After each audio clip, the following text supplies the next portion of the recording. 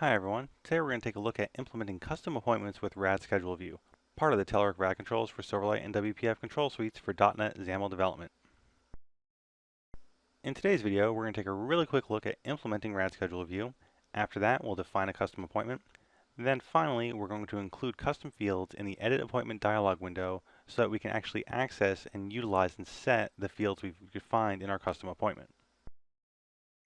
Moving into Visual Studio, I've already created a brand new solution using the Telerik Visual Studio extensions, and this time I'm going to go ahead using the toolbox and just drag a RadScheduleView over to my design surface. It's going to be created with all the default view definitions that we need, as well as a few extra properties. So we're going to go and get rid of those. We don't need our alignments. All we really need is a name. And I will go ahead and change the name to my default naming convention, XRadScheduleView. So now we have a working RadScheduleView with complete view definitions, but of course we need a custom appointment to work with. Go ahead, add a brand new class to our RadScheduleView solution, and we'll call this one Custom Appointment. Click Add. Now in our class, we want to go ahead and make this custom appointment derive from the appointment that we saw in the previous video, which as we know is the default appointment that you would use for RadScheduleView. Now since we're based on appointment, there's two things that we're going to want to work on after we define our custom fields, but of course first we need a custom field. So we'll go ahead and add a string, which is very easy to work with. We'll say private string custom string and public string custom string. Set our getters and setters.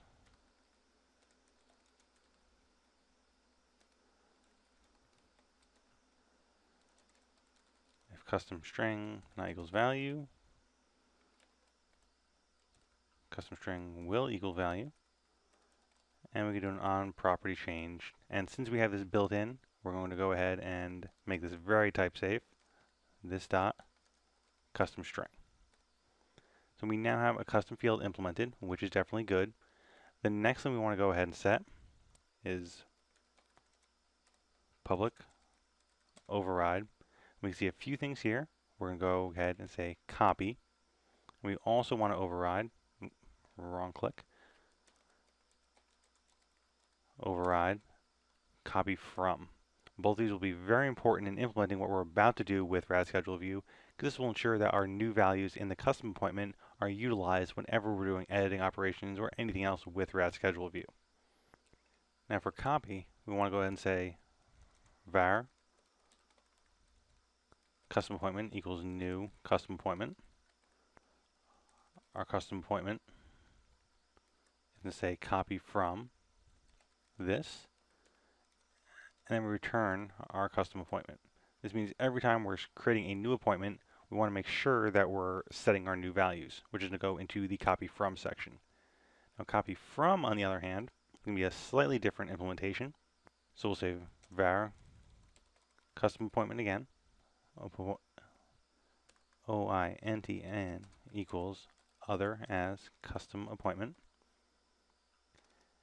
Now as long as this is not null, go ahead and say this custom string equals custom appointment custom string. This is ensuring that every time we set the values and whatnot, it's going to go ahead and persist that value in our appointment. Last but not least, we have our base copy from other, which will go ahead and make sure that all the other values are persisted. So we have both of these nice and set and covered. But the one other thing that we're going to want to go ahead and implement on our custom string is to ensure that the iEditable object interface that we use throughout our appointment object is being utilized for this custom item. That way you can always roll back and revert changes if you're kind of midway through an edit and realize that you suddenly want to go ahead and change something back. But luckily, implementing this only takes a few lines of code. So first we'll go into our getter, and instead of return custom string, we're going to say return this dot storage. What we have in here is going to be the appointment type, custom appointment, and then we'll say custom string. Now we're going to see something very similar here.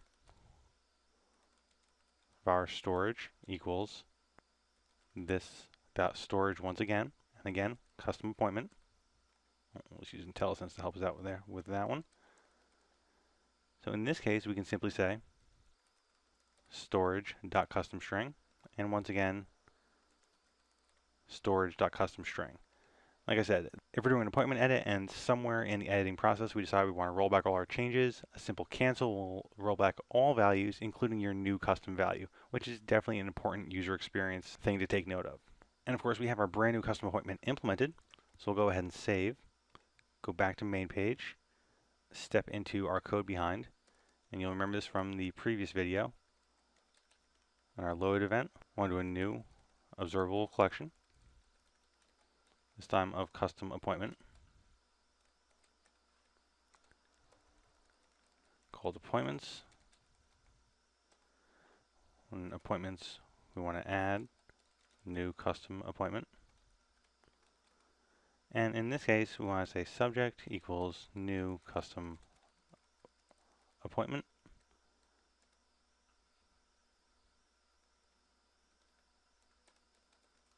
Start will equal new date time. We'll go ahead and say once again 2012 to 7/12/30/00, and end will be another new daytime. Once again 2012 to 7/14/30/00, and of course we want to set our brand new custom string. So custom string equals I'm custom, just so you don't forget that the custom string is in fact a custom implementation.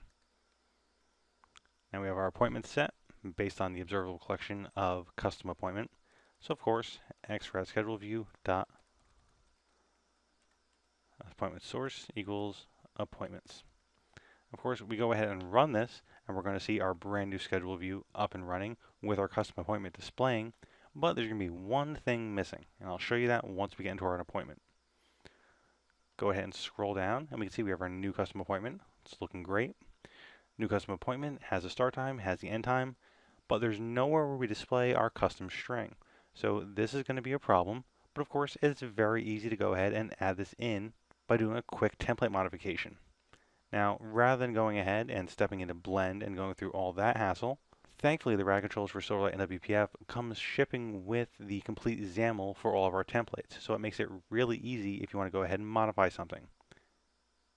In this case, I'm going to go ahead and I want to add an existing file. And here we're going to go to Program Files. This is if you have it installed, this is where you're going to find it. Telerik, rad controls for Silverlight, Q3 2011. We'll step into the themes. We're using Office Black, the default theme. Again, into Themes, into Office, into Black, and then we scroll all the way down, we're going to see Schedule View. We're going to go ahead and bring this entire thing into our project, because it just makes it easier than having to pick and choose and say, oh, maybe I'm missing, this resource or this solid color brush. We'll just go ahead and bring the entire thing in, and then if you need to, you can trim down what you have in the Schedule View resource dictionary to what you actually need for your project. Now, since I've been working with this control a little while, I'm just going to go ahead and do a quick find. This is Edit Appointment. We'll go down a little bit. Edit Appointment Style. Not quite the one we're looking for. Edit Appointment Template.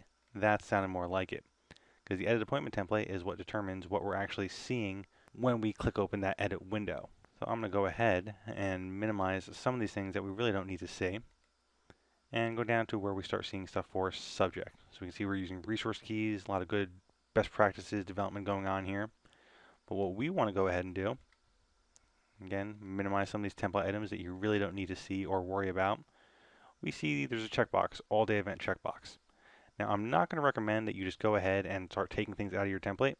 However, for the sake of examples, this is going to be the easiest way to show you how to do this, because we have everything arranged in a grid setup, so there's rows and columns defined for exactly how we want things to be displaying. So I'm going to go ahead and hijack one of those rows for our brand new custom field. The nice thing is I can go ahead and kind of copy what we have. So text block, we can see how the rest of these are set up. We'll say grid.row equals 4, because that's where our checkbox was. Grid.column equals 0, just to be explicit. Margin is 6. and we want our text to be custom string. Next, of course, we want to add a text block or text box because we want to be able to enter our custom string. This will be same grid row equals 4, except this time our grid column equals 1. Our grid column span is 2. Margin will be 3. We're not going to worry about the is read only, although you can definitely see that implementation is sitting here in other things like the subject or the body. But what we do want to lift from one of those is going over to where our text is defined in the subject. We can see we're binding to occurrence appointment subject. This is how you actually get to the appointment values. So we'll just go ahead and say text and grab this whole thing, which we're going to get an added line, which you'll see in a second. Back down to our text box, paste that in, close it up so we get some formatting so you can see everything a little clearer. And we can see our text is binding to occurrence appointment subject. So in this case we can say custom string. Then we have other fun stuff like validation, no define validation, mode is two-way. That way we have the back and forth of being able to edit the value. And we're also going to go ahead and take the current theme that we're using. This is helpful because we have some built-in themes along with what we provide for our own controls to help style things like text boxes, scroll viewers, list boxes, etc. to make them look more like the Rad controls. So you can really use our styling and our unique sense of how to make things look awesome in your applications and make everything a lot more cohesive. Now, of course, advantage of knowing how this actually works, we're going to go and scroll down a little bit more. We can see edit appointment dialog style, and this is using the edit appointment template that we just modified. So if we grab this style, go back to our main page where our schedule view is defined, go ahead and get rid of that search box, RadScheduleView, we're going to go and say edit appointment dialog style equals static resource, and that will be our edit appointment dialog style, which is picking up that template we just modified. So now we can go ahead and save everything. We'll run it once again. And now this time, when we go into our edit appointment dialog, we're going to see that brand new field is being displayed. Oh, and that's a very useful error to run into because I did forget a step. So we'll go ahead, say stop debugging. And now we have to decide where we want to actually give ourselves access to this ScheduleView resource dictionary. Because just because it's sitting in a project, it doesn't mean you actually have a reference to it. We'll go for the app XAML because it's a nice place where we can just go ahead and stick any value to use universally across the application. And say resource dictionary dictionary.merge dictionaries, and we'll say another resource dictionary source equals ScheduleView.xaml. Now you may get a line here saying this isn't able to be referenced or some other error. That's just a quirk of Visual Studio. Yep, there we go. Error code we'll find in the resource. It is actually there. You can see ScheduleView is right there. Same level as app.xaml, so it's not like we're missing it in a folder or whatnot. Now if we go ahead and run our project, a little blue squiggly line goes away, and we'll see Internet Explorer loading without an error this time. Much better. So now we scroll down and go to our new custom appointment. We click in and we can see custom string, I'm custom. Go ahead and cancel, make a brand new appointment. We still have that custom string, so we can say this is new. Definitely new, and our custom string will be still custom, man. Go ahead, click OK, and then if we go back into our appointment, we can see we have our subject, our description, and our custom string all defined and there, ready to go in your brand new edited template. So I hope you've seen just how easy it is to add custom appointments to RadScheduleView, as well as to perform the template modifications involved to actually get those custom appointment items displaying whenever you want to create or edit an appointment.